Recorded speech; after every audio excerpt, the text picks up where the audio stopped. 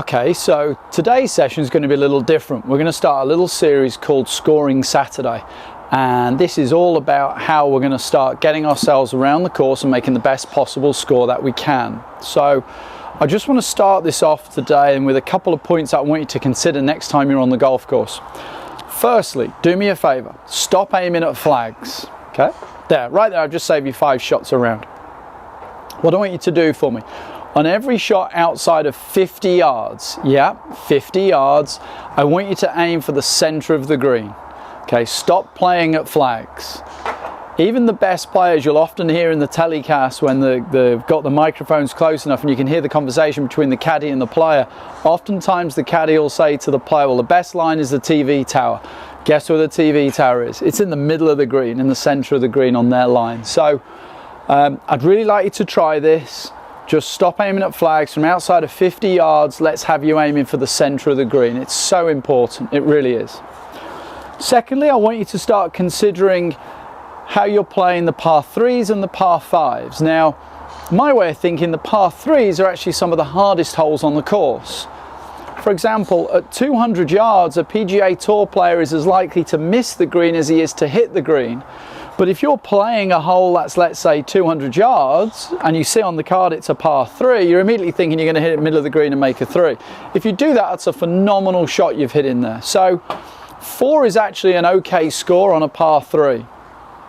I want you, though, to consider par 5s. Now, if you've hit a decent tee shot and a second shot, the approach shot into a par 5 would actually be the shortest approach shot that you're going to play into most holes. If the hole plays 500 yards and a reasonable tee shot with a reasonable second shot, you've probably got yourself somewhere near 100 yards to the green. Now, if you're playing a 100-yard par 3, you'd certainly back yourself to put the ball onto the green. Remember, not aiming at the flag. So let's think about how you play some of these par 5s and consider where you're playing the approach shot into the green from on the par 5s. Remember, they should be the shortest. Par 5s aren't always necessarily the hardest holes.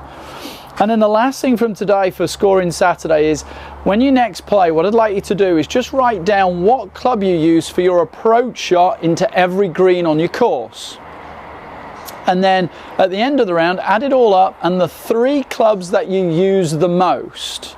So you may find you hit your pitching wedge, I don't know, your 8-iron and a fairway wood, the most used for an approach shot. They should be the clubs that you're going to start practicing with the most when you're next on the driving range. Okay, so I'd like you to do that for me. So let's stop aiming at flags. Let's reconsider the par 3s and the par 5s. Remember, 4 isn't necessarily a terrible score on a par 3. And next time you play, let's start making a note of the club that you use the most for your approach shots into the green. Get the 2 or 3 that you use the most. They should be the clubs that you're going to start practicing with.